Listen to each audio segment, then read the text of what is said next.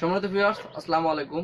আমি মোহাম্মদ ইনজামুল হক টিপু আজকে আবার চলে এসেছি যুব আগ্রহ পক্ষ থেকে আপনাদের সামনে একটা খুবই গুরুত্বপূর্ণ বিষয় নিয়ে। সেটা হলো যে 90% বাচ্চা ফোটানোর কৌশল, দেশি মুরগির 90% বাচ্চা ফোটানোর কৌশল। আমি আমার যে ইনকিউবেটর মেশিনে সেটাতে কিন্তু আমি পার্সোনালি 90% প্লাস হ্যাচিং রেট পাইছি, এবং এই ইনকিউবেটর থেকে কিন্তু অনেকজন সারা বাংলাদেশে 100% পর্যন্ত রেজাল্ট পাইছে। তো এটা দেখানোর পরে, বলার পরে মানুষের কাছে অনেকেই কিন্তু আমাকে কমেন্ট করছেন এবং জানতে চেয়েছেন যে 90% বাচ্চা ফোটানোর কৌশলটা বলেন। তো আমি তাদেরকে একটা কথা বলবো যে ভাই, আসলে 90% হ্যাচিং রেটটা এই মেশিনে পড়া খুবই ইজি, এবং আমি খুব শর্ট ওয়েতে, আমি তেমন যে বেশি কিছু জানি তাও না, আমি যতটুকু জানি ততটুকু আপনার জানানোর চেষ্টা করবো। আমি এর আগে একটা ভিডিও দিয়েছিলাম টার্কির ডিমের, যে 90% হ্যাচিং রেট কিভাবে পাওয়া যায় টার্কি যখন আমি করতাম, তখন তারপর থেকে কিন্তু প্রচুর ফোন কলস আসে আমার কাছে। আমি কিন্তু অনেক ভিডিওতে বলছি এই কথা, যে প্রচুর ফোন কলস আসে। দেন তারপরে আমি এই কন্ট্রোলারটা বানানোর চিন্তা ভাবনা নেই। সবাই আমাকে যখন বলে যে ভাই আমাদের একটা বানাই দেন, তখন কিন্তু আমি একটা স্বল্প খরচ ইনকিউবেটর বানানোর চিন্তা ভাবনা নেই। তো যাই হোক, আমি ওই কথা পরে বলতেছি। এখন আমি আসতেছি যে হচ্ছে 90% বাচ্চা ফোটানোর কৌশলের মূল থিমগুলো কি কি। ফার্স্ট অফ অল হচ্ছে হিটটা, আপনার যদি তাপমাত্রা থাকবে হচ্ছে 37.2 থেকে 37.7। এটা কন্ট্রোল করার জন্য এখানে একটা কন্ট্রোলার আছে, দেখেন এই যে কন্ট্রোলারটা, এটা 37.4 এখন দেখাচ্ছে, 37.3, 37.2 থেকে 37.7-এর মধ্যে থাকবে। তো তো এটা যখন কন্ট্রোলারটা কি করে, যখন 37.2 হলো তখন বাল্বটা অটোমেটিক জ্বালাই দিল, এবং 37.7 হলে কিন্তু বাল্বটা অটোমেটিক অফ করে দিবে।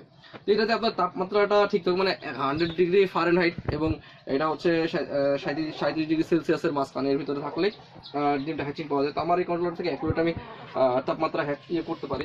এবং এখানে আরেকটা খুবই মুখ্য বিষয়, সেটা হচ্ছে হিউমিডিটি, আর্দ্রতাটা দেখার জন্য আর্দ্রতাটা কন্ট্রোল করতে হয় ম্যানুয়ালি।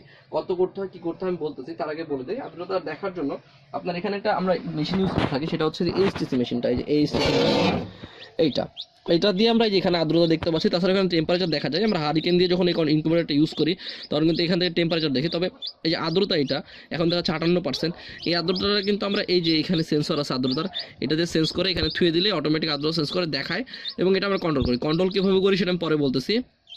বিষয় হলো যে এখানে আর্দ্রতা কত রাখা প্রয়োজন, আমি তাপমাত্রা কত রাখা প্রয়োজন, তাপমাত্রা নিয়ে তো কোনো, যেহেতু তাপমাত্রা কন্ট্রোল করতেছে, কিন্তু এই মেশিনটায় আর্দ্রতাটা কন্ট্রোল করে না। আর্দ্রতাকে ম্যানুয়াল কন্ট্রোল করতে হয়। আর্দ্রতাটা কন্ট্রোল করা খুবই ইজি। আর্দ্রতা কন্ট্রোল করার ক্ষেত্রে কি করবেন, আপনার আর্দ্রতা রাখতে হবে কত সেটা জানা প্রয়োজন। আর্দ্রতাটা আমরা দেশি মুরগির ক্ষেত্রে আর্দ্রতাটা হচ্ছে প্রথম সপ্তাহে রাখতে হবে 50%-50%-এর উপরে। দ্বিতীয় সপ্তাহে হচ্ছে 55 থেকে 60। তৃতীয় সপ্তাহ 50 থেকে 55 প্রথম সপ্তাহ, দ্বিতীয় সপ্তাহ হচ্ছে 55 থেকে 60, তৃতীয় সপ্তাহ হচ্ছে 60 থেকে 70, এবং তৃতীয় সপ্তাহের শেষে কিন্তু আপনার হ্যাচিং পিরিয়ড চলে আসে, এবং 70-এর উপরে যেন হয়ে যায়। ঠিক আছে, 18 দিনের পরে যেন 70-এর উপরে হয়ে যায়, তাহলে আপনার দেশি মুরগির আর্দ্রতাটা, মানে বাচ্চারা ঠিক মতো পাবে। এবং অন্যান্য ডিমের ক্ষেত্রে, টার্কির ডিমের ক্ষেত্রে বলেন না যে ডিমের ক্ষেত্রে বলেন, সেম, যা শুধু লাস্টে গিয়ে 80-র উপরে হবে। হ্যাঁ, মানে হ্যাচিং এর 25 দিনের পরে এটা 80-র উপরে আর্দ্রতা থাকবে। আর্দ্রতা বাড়াবেন কিভাবে, মানে হিউমিডিটিটা বাড়াবেন কিভাবে।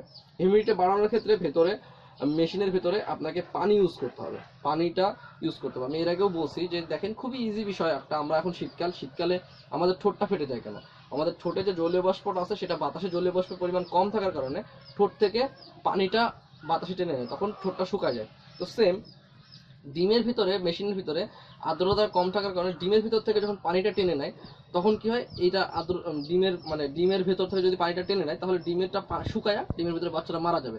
তো এটার জন্য কি করতে হবে, আপনাকে বাইরে থেকে যদি কোনোভাবে আপনি যদি ওখানে আর্দ্রতা তৈরি করতে পারেন, মানে জলীয় বাষ্প তৈরি করতে পারেন, তাহলে ডিমের ভিতর থেকে আর বাষ্পগুলো তৈরি করবে না, মানে ডিমের ভিতর থেকে বাষ্পগুলো মানে টেনে নিবে না।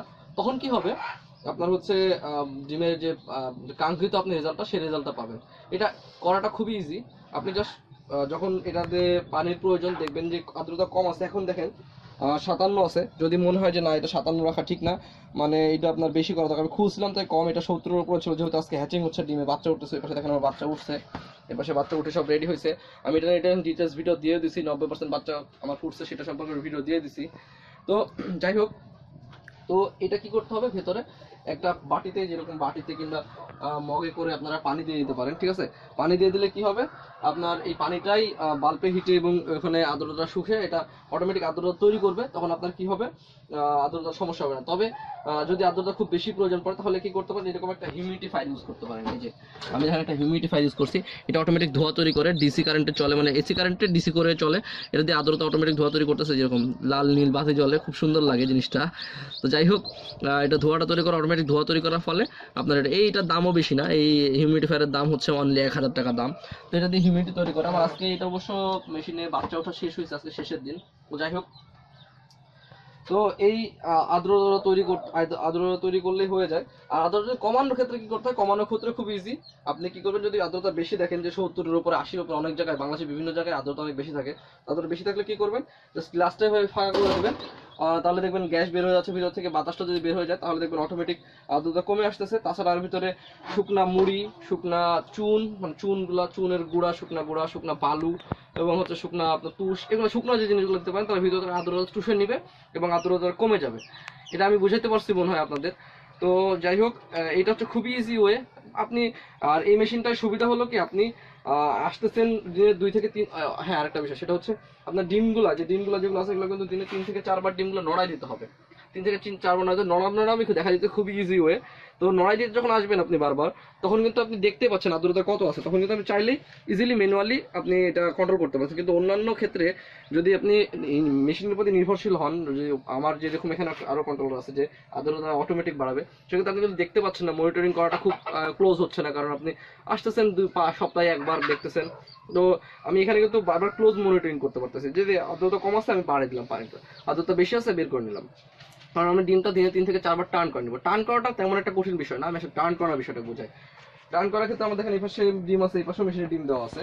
আমি ডিমগুলো বসাইছিলাম অনেকদিন আগেই, কয়েকদিন আগে, কতদিন হবে এটা 29 তারিখে বসাইছি। হ্যাঁ, তো ডিমগুলো আমরা যখন টার্ন করবো, দেখেন আমি এইচটিসি মেশিনটা ভিতরে দিয়ে দিয়েছি, কারণ এটা আর্দ্রতা দেখার জন্য।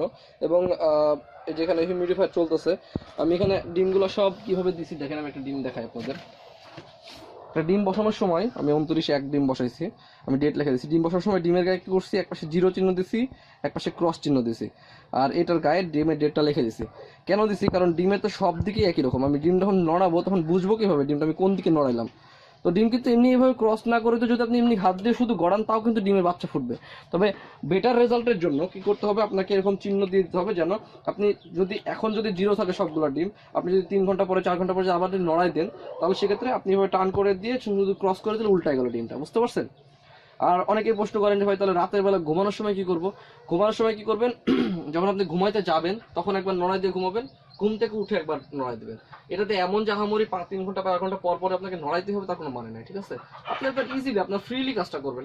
আপনি সকালবেলা ঘুম থেকে উঠে নড়াই দিচ্ছেন একবার, খাওয়া দাওয়ার পর একবার নড়াই দিলেন, দুপুরবেলা একবার গোসল করতে যাওয়ার আগে একবার নড়াই দিলেন, বিকালবেলা একবার নড়াই দিলেন, হয়ে গেল। নড়াই দেওয়াটা আমি দেখাচ্ছি, আসেন দেখাই। আপনি কাজটা এভাবে সরাই নিতে পারেন, অথবা এভাবে চাপতে পারেন, ট্রেনে ধরে রাখাটা কঠিন।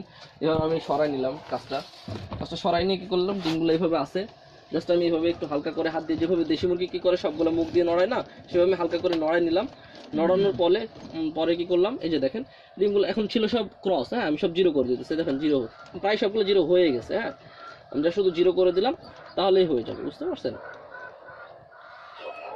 0 করে দিলাম, এর আমি আর একটু নড়াইলে অবশ্যই সবগুলো একসাথে 0 হয়ে যেত অটোমেটিকলি। এটা তেমন একটা খাটনিরও বিষয় না, যে যা আপনাকে আহামরি কিছু কাজ করা লাগতেছে।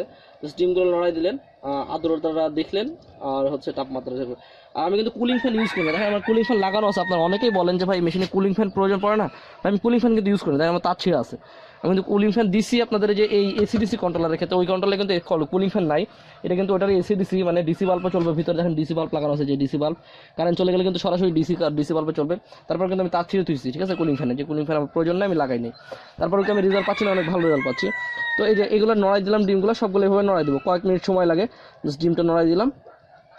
আর আর্দ্রতাটা, এই যে এইচটিসি মেশিনটা যে ইউজ করবেন সেটা কীভাবে ইউজ করবেন, এই যে আর্দ্রতা যেটা আছে এটা দেখার জন্য আপনাকে পুরো এইচটিসি মেশিনটাই মেশিনের ভিতরে দিতে হবে, এভাবে দিতে হবে। কারণ হচ্ছে এটা যে হিউমিডিটির সেন্সরটা সেটা এখানে, হ্যাঁ এটা বডির সাথে আছে, তো এটার জন্য আপনাকে এইটার ভিতরে দিতে হবে।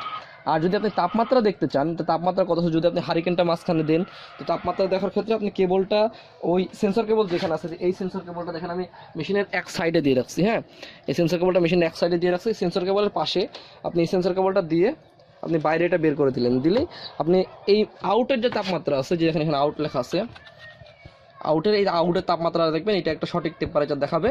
আর আউটের তাপমাত্রা তখন আপনি হারিকেন দিয়ে এটা। তো আরেকটা বিষয়, গুরুত্বপূর্ণ বিষয়, আপনারা যদি এই ইনকিউবেটরটা হারিকেন দিয়ে কন্ট্রোল করতে চান, কিন্তু হারিকেন দিয়ে কন্ট্রোল করা যাবে, চাইলে আপনি হারিকেন দিয়ে, আইটা যদি না থাকে আপনি হারিকেন দিয়ে কন্ট্রোল করতে পারেন। হারিকেন দিয়ে কন্ট্রোল করার ক্ষেত্রে কি করবেন, একটা হারিকেন মিটি পর্যায়ে জ্বালাবেন, আলোটা আমি জ্বালাচ্ছি না, জ্বালায় জাস্ট শুধু হচ্ছে মেশিনের মাঝ বরাবর যেখানে আছে সেই মাঝ বরাবর বসাই দেবেন এভাবে।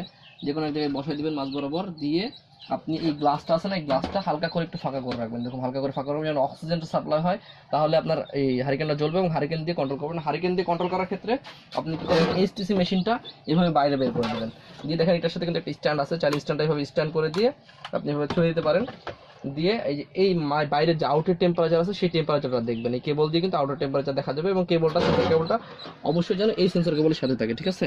এবং দেখবেন যেন বাচ্চাগুলো কখনোই সেন্সর কেবলের উপরে না ওঠে, বাচ্চাগুলো ওঠার পরে তখন কিন্তু বাচ্চার বডির হিটটা কিন্তু অনেক বেশি, তখন কিন্তু মেশিনে ভুল তাপমাত্রা দেখাবে, তখন কিন্তু হিটটা কম হয়ে থাকে মেশিনে। তো বাচ্চাগুলো সেন্সর কেবলের উপরে না ওঠে, আর যে এই সেন্সর কেবলটা এখানে আপনি তাপমাত্রা দেখতে পাবেন, এবং আপনি চাইলে ইজিলি, এখন দেখেন এখানে 37.6 দেখাচ্ছে, এখানে 37.5 দেখাচ্ছে, প্রায় কাছাকাছি সেম। আপনার কন্ট্রোলারটা একদম কন্ট্রোলার এবং এসটিসি হুবহু টেম্পারেচার দেখাচ্ছে। তো যাই হোক, আপনি এভাবে হারিকেন দিয়ে কন্ট্রোল করতে পারেন। আমি এটাও দেখাই দিলাম আপনাদের। তো আপনার যে এই সেন্সর কেবলটা একদম এই সাইডে রাখবেন, যেন পুরো মেশিনটা সেন্স করে, একদম শেষ মাথা পর্যন্ত হিটটা যেন সমান থাকে। তো তাহলে দেখবেন আপনার পুরো সবগুলো ডিমগুলো ঠিক মতো ঘুরতেছে, আর ডিমগুলো সুন্দর করে উল্টাপাল্টাই দিবেন। এখানে কিন্তু প্রায় 200-র উপরে ডিম আটে আপনার এই মেশিনটাই, এই বডির মাপে। আমি বডির মাপটা আপনাকে বলে দিয়েছি, চাইলে আপনি বডিটা বানায় নিয়ে যা শুধু কন্ট্রোলার আর এসটিসি মেশিন দিয়ে কিন্তু একটা ইনকিউবেটর বানাইতে পারবেন। আমি সুন্দর করে বডি মাপটা আপনাদের বলে দিতেছি। বডির মাপটা হচ্ছে উচ্চতা 20 ইঞ্চি, উচ্চতা 20 ইঞ্চি একটা প্লেন সিট, এখানে একটা 7.5 একটা 8 ফিট রাউন্ড, একটা 8 ফিট প্লেন সেট কেটে রাউন্ড করা, একটা 7.5 ফিট প্লেন সেট কেটে রাউন্ড করা। এই যে এই গোলটা হচ্ছে, এই গোলটা দেখেন, এই গোলটা হচ্ছে একটা 7.5 ফিট প্লেন সেট কেটা, একটা 8 ফিট প্লেন সেট কেটে রাউন্ড করে এর ভিতরে মাঝখানে তুষ দিয়ে দিছি। আর ভেতরে একটা নেটের জালি আছে, নেটের জালিটা হচ্ছে আপনার, এই নেটের জালিটা দেখাই। এই যে রডটা রাউন্ড করে নেটের জালি বানাইছি। আমি এখানে আমার ব্রুডিংয়ের পরে বিদ্যুৎ ছিল না, তাই এখানে বাচ্চাগুলোকে খাদ্য দিয়েছিলাম, ওই জন্য পলিথিন ইয়াটা রাখছি, পেপারটা রাখার কোনো যুক্তি নেই। আমি এই যে দেখেন, এই যে একদম মাঝখানে সেন্টার করে 4টা রড দিয়ে দিচ্ছি, দিয়ে একটা গোল রাউন্ড বানাইছি। এটা হচ্ছে 7.5 ফিট প্লেন সেট রাউন্ড করার পরে যে ব্যাসটা আসে সে অনুযায়ী একটা হচ্ছে আমি নেটের জালি বানাইছি। এটার তলে তুষ দিয়ে দিয়েছি 2 ইঞ্চি পুরো করে, এটার মাঝখানে তুষ দিয়ে দিয়েছি যেন হিটটা ধরে রাখে। এই হচ্ছে আপনার বডি গেল। এখানে হচ্ছে একটা কাঁচ, এটা কাঁচটা হচ্ছে 32 inch by 1 feet, 32 inch by 1 feet. আর হচ্ছে আপনার এই প্লাইউডের বোর্ডটা হচ্ছে 2 ফিট বাই 3 ফিট, ঠিক আছে। এই আর কি, প্লাইউডের বোর্ডটা মাঝ বরাবর বাল্বটা ফুটা করে লাগাই দিতে হয়। আমি এটা নিয়ে দেখেন ডিটেলস ভিডিও দেওয়া আছে। 3500 টাকার ইনকিউবেটর A to Z। আসলে হ্যাঁ, আরেকটা কথা, সেটা হচ্ছে এই ইনকিউবেটরের দাম কিন্তু অনলি 3500 টাকা। এই ফুল সেট 3500 টাকা, তার সাথে আদ্রা দেখার এইচটিসি মেশিন 750 টাকা। আর যদি কেউ বডি সহ বাদে নেন, শুধু কন্ট্রোলারটা নেন, শুধু কন্ট্রোলারটা হইলেই কিন্তু আপনি ইনকিউবেটর বানাতে পারবেন। কন্ট্রোলারটার 1 পিস 1800 টাকা, 2 পিস 3000 টাকা, একটা বাল্ব লাগাই দিবেন, হয়ে গেল। সেন্সর কেবলটা সাইডে ছুঁয়ে দিলেন, এইচটিসি মেশিনটা এখানে ছুঁয়ে দিলেন, এই আর তেমন কোনো কিছু নাই। আর এই কন্ট্রোলারের যে আপডেট, এটা যে এইচটিসি মেশিন সরি হচ্ছে এসিডিসি করা, যেটা ডিরেক্ট ব্যাটারি দিয়ে আপনি ডিসি ব্যাটারিতে চালাতে পারবেন, ডিসি দিয়ে কারেন্ট দিয়ে, সেটা কিন্তু কন্ট্রোলারটার দাম হচ্ছে 2500 টাকা, ঠিক আছে। কন্ট্রোলারটার দাম শুধু 2500 টাকা, এই আর তেমন কোনো তফাৎ নাই। আর ওই যে ব্যাটারি চার্জ দেওয়ার জন্য আপনার চার্জারের প্রয়োজন পড়ে, যে চার্জারটা, এই চার্জারটার দাম 1000 টাকা, আপনারা চাইলে নিতে পারেন আমার কাছ থেকে। তো যাই হোক, আমি এই ইনকিউবেটরগুলো কিন্তু বিক্রি করাটা আমার তেমন একটা মানে ইয়ে না, আপনার জাস্ট যারা আমাকে চাইছিল তাদের উদ্দেশ্যে আমি বানাইছিলাম। দেন তারপরে এখন সারা বাংলাদেশে প্রায় বিভিন্ন জায়গাতে যাচ্ছে, অনেক ভালো একটা রেজাল্ট আছে। আপনারা চাইলে এখান থেকে ভিডিওগুলো দেখতে পারেন যে 100% হ্যাচিং। এটা আমি কিন্তু যাওয়ার সময় পাই না, তারপর আমি কয়েক জায়গায় গেছিলাম, গিয়ে অনেকেই আমাকে বলেছে, তাদেরকে আমি কিন্তু ভিডিওগুলো আমি আপনাদের পোস্ট করছি আপনাদের উদ্দেশ্যে, যে 100% পর্যন্ত হ্যাচিং রেট বাংলাদেশের বিভিন্ন ডিস্ট্রিক্টে। আমি কিন্তু কখনো 100% হ্যাচিং রেট পাই নাই, আমি 90% প্লাস পাই। তারপর চেষ্টা করছি আপনাদের দেখানোর। তবে যেখানে দেখেন আমি কিন্তু একটা কন্ট্রোলার এখানে অলরেডি বাচ্চাদের ব্রুডিং করার ক্ষেত্রে কিন্তু আমি লাগাই দিচ্ছি এখানে, এটা বাচ্চাদের কিন্তু ব্রুডিং করার ক্ষেত্রে কন্ট্রোলার কন্ট্রোল করতেছে। তো যাই হোক, আজকে আপনাদের আশা করা যায় 90% হ্যাচিং রেটের যে মূল বিষয়গুলো সেগুলো দেখানোর চেষ্টা করলাম। আপনারা এইভাবে যদি সবগুলো মেনটেন করেন, খুব ইজিলি আপনি 90% হ্যাচিং রেট পাবেন, খুব ইজিলি। আপনি হাত দিয়ে নড়ানো, আমি বলি কি কি করতে হবে আপনাকে, হাত দিয়ে ডিমটা নড়ানো, হিউমিডিটিটা নিজে দেখে দেখে কন্ট্রোল করা, তাপমাত্রা নিয়ে কোনো টেনশন নাই। এইটা হলে, আর বিদ্যুৎটা যদি ঠিক মতো সাপ্লাই দিতে পারেন তাহলেই হবে, আর কিছু করা লাগবে না। আপনি নিজেও 90% প্লাস রেজাল্ট পাবেন ইনশাল্লাহ, আপনি যদি ঠিক মতো করতে পারেন। আর আমার বাকি ভিডিও যেগুলো আছে সেগুলো দেখে নেবেন, আমার বিভিন্ন সময় বিভিন্ন রকমের ভিডিও নিয়ে আসা আছে। আমার এখানে ভিডিওর লিস্ট আপনারা দেখতে পাচ্ছেন, এই ভিডিওর লিস্ট থেকে আপনারা চাইলে ভিডিওগুলো দেখে নিতে পারেন, তাহলে আরও ভালো হবে ইনশাল্লাহ। আমার এর আগে যে 90% হ্যাচিং রেটের যে একটা ভিডিও দেওয়া ছিল আপনার হচ্ছে টার্গেট ডিমের, সেই ভিডিওটা দেখে নিন, আরও খোলামেলা বলা আছে। আমি চেষ্টা করছি যতটুকু জানি সেটুকু আপনাদের শেয়ার করার। এবং মেশিন বানানো নিয়ে দেখেন, আপনারা চাইলে ঘরে মানে বাড়িতেই এলাকাতেই বডি বানাবেন কীভাবে সব কিছু কিন্তু আমি ভিডিও দিয়ে দিচ্ছি। আপনারা বডি ব্যতীত শুধু কন্ট্রোলার নিলে কিন্তু আমার জন্য সুবিধা হয় ক্যারিং করার ক্ষেত্রে। আমার কিন্তু খুবই ঝামেলা এই যেটা বানানো, যে বডি টডিটা বানানো। আমি কিন্তু কাজ ব্যতীত সব কিছু পাঠাইতে পারি, কিন্তু তারপর এটা বানানোটা খুব ঝামেলা। আপনারা শুধু কন্ট্রোলারের এসটিসি নিয়েই কিন্তু মেশিন বানাতে পারেন। আর এই পাশে আমার একটা নতুন কন্ট্রোলারের টেস্টিং চলতেছে, এটা চলুক, দেখা যাক কি হয়। এটা এখনো বাজারে লঞ্চ করি নাই। এই পাশে এইগুলো দেখালাম আপনাদের। তো যাই হোক, আপনারা আশা করা যায় যারা আমার কাছ থেকে এই ভিডিওটা চাচ্ছিলেন তাদের জন্য খুব ভালো হয়েছে। আপনারা আমার জন্য দোয়া করবেন, আমি যেন এইভাবে আরও আপনাদের হেল্প করতে পারি এবং আপনাদের আরও ইনফরমেটিভ ভিডিও দিতে পারি। তো সে পর্যন্ত ভালো থাকবেন, ধন্যবাদ, আসসালামু আলাইকুম।